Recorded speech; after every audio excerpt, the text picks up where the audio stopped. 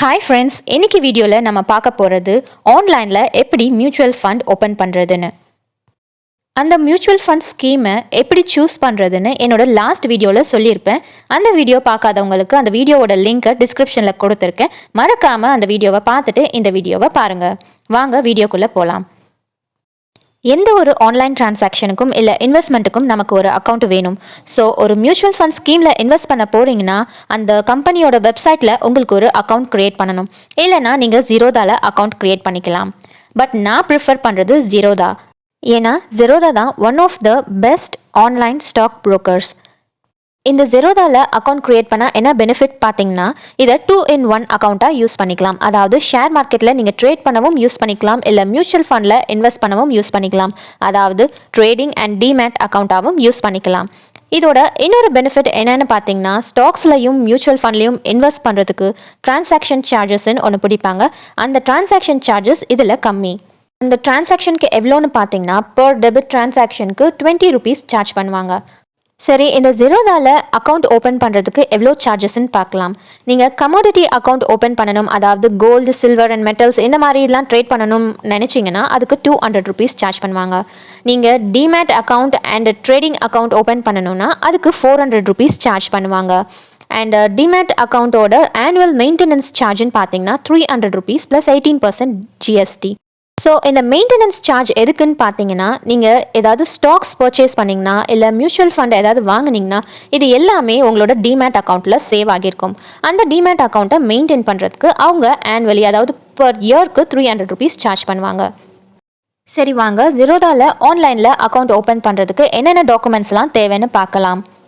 உங்கள் PAN card photo copy, Aadhaar card front and பேக்கோட photo copy, bank account ப்ரூஃப்க்கு cancelled cheque, உங்கள் name அதில் பிரிண்ட் ஆகி இருக்கணும், இல்லைனா உங்களோட பேங்க்கோட ஸ்டேட்மெண்ட். அடுத்தது copy of your signature proof, அதாவது ஒரு ஒயிட் பேப்பரில் உங்களோட சைன் போட்டு அதோட ஃபோட்டோ காப்பி தேவைப்படும். அடுத்தது இன்கம் ப்ரூஃப், அதாவது லேட்டஸ்ட் சேலரி ஸ்லிப்பு, இல்லைனா லாஸ்ட் 6 months உங்களோட பேங்க் ஸ்டேட்மெண்ட், இல்லை ஃபார்ம் 16, இல்லைனா ITR சப்மிட் பண்ணியிருந்தா அதோட ப்ரூஃபோட ஃபோட்டோ காப்பி. இந்த இன்கம் ப்ரூஃப் எல்லாருக்குமே சப்மிட் பண்ணணும்னு அவசியம் இல்லை. நீங்கள் ஃபியூச்சர் அண்ட் ஆப்ஷன்ஸில் ட்ரேட் பண்ண விருப்பம் இருந்தால் நீங்கள் இந்த இன்கம் ப்ரூஃப் சப்மிட் பண்ணணும். இல்லை ஈக்விட்டியில் தான் ட்ரேட் பண்ண போகிறீங்கன்னா நீங்கள் இந்த ஸ்டெப்பை இக்னோர் பண்ணிக்கலாம். நீங்கள் இன்கம் ப்ரூஃப் சப்மிட் பண்ண வேண்டாம். இந்த ஜெரோதாவில் ஆன்லைனில் அக்கௌண்ட் ஓப்பன் பண்ணுறதுக்கு ஃபர்ஸ்ட்டு உங்களோட மொபைல் நம்பரும் ஆதார் கார்டும் லிங்க் ஆகி இருக்கணும். அப்படி லிங்க் ஆகலைன்னா உங்களால் ஆன்லைனில் அக்கௌண்ட் ஓப்பன் பண்ண முடியாது. ஸோ உங்கள் மொபைல் அண்ட் ஆதார் லிங்க் ஆகி இருந்ததுன்னா நெக்ஸ்ட் ஸ்டெப், நீங்கள் கூகுளில் போயிட்டு zerodha.comனு டைப் பண்ணிவிட்டு அந்த வெப்பேஜை ஓப்பன் பண்ணிங்கன்னா இதில் சைன் அப் நவ்னு கிளிக் பண்ணிங்கன்னா ஃபர்ஸ்ட் ஸ்டெப்பே உங்களோட ஃபோன் நம்பர் கேட்கும். நீங்கள் அந்த மொபைல் நம்பரை என்டர் பண்ணதுக்கப்புறம் கண்டினியூ கொடுத்தீங்கன்னா உங்கள் மொபைல் நம்பருக்கு ஒரு OTP வரும். அந்த OTPயை என்டர் பண்ணதுக்கப்புறம் நெக்ஸ்ட் ஸ்டெப் பார்த்தீங்கன்னா உங்களோட இமெயில் அட்ரஸ் கேட்கும். ஒன்ஸ் இந்த மொபைல் அண்ட் இமெயில் வெரிஃபிகேஷன் முடிஞ்சதுக்கப்புறம் நெக்ஸ்ட் ஸ்டெப் பார்த்தீங்கன்னா பேன் கார்டு வெரிஃபிகேஷன்.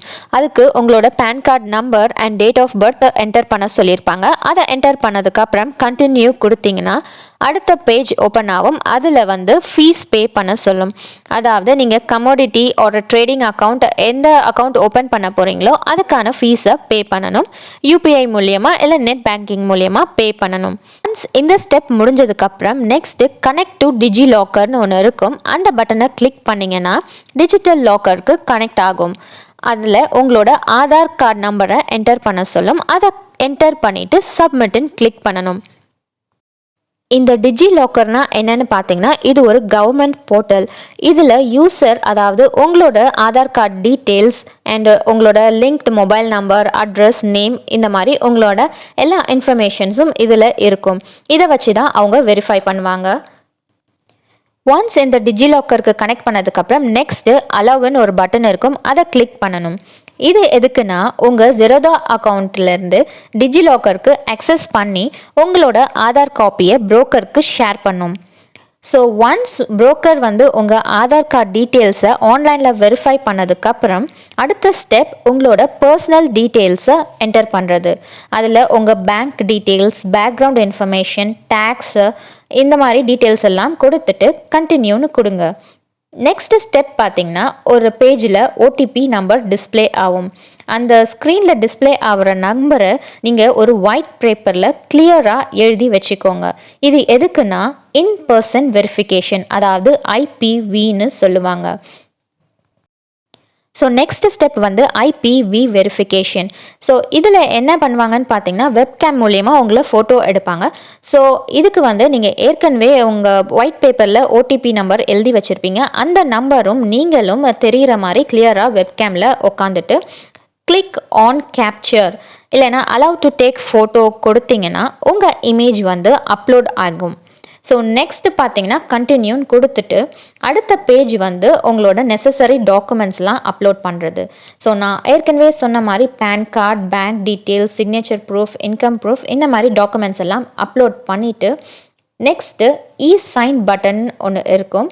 அந்த பட்டனை கிளிக் பண்ணிங்கன்னா நெக்ஸ்ட்டு ஈக்விட்டி சைன் ஃபார்ம்னு ஒன்று ஓப்பன் ஆகும். அதை ஃபில் பண்ணணும். நெக்ஸ்ட்டு அதில் வந்து உங்களோட இமெயில் ஐடியை அந்த ஃபார்மில் என்டர் பண்ணதுக்கப்புறம் உங்களுக்கு ஒரு இமெயில் வரும். அந்த இமெயிலில் இருக்க லிங்கை கிளிக் பண்ணிங்கன்னா உங்களோட ஜிமெயில் அக்கௌண்ட்டு வெரிஃபிகேஷன் பண்ணுவாங்க.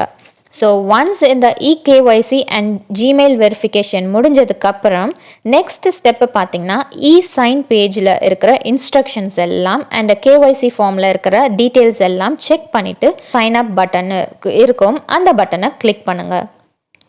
ஸோ இது எல்லாம் முடிஞ்சதுக்கப்புறம் நெக்ஸ்ட் ஸ்டெப் என்னன்னு பார்த்தீங்கன்னா என்எஸ்டிஎல் பேஜ் வெரிஃபிகேஷன்.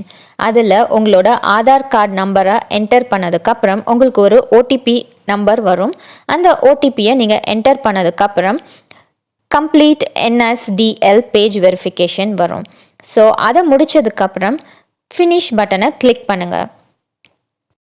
ஸோ இதுதான் உங்களோட ஜெரோதாவில் online account opening process. Once இதை எல்லாம் கம்ப்ளீட் பண்ணதுக்கப்புறம் ஜெரோதா டீம் வந்து உங்களோட அப்ளிகேஷனை ரிவ்யூ பண்ணிவிட்டு உங்கள் டாக்குமெண்ட்ஸ் எல்லாம் செக் பண்ணிவிட்டு 24 ஹவர்ஸில் உங்களுக்கு காண்டாக்ட் பண்ணுவாங்க.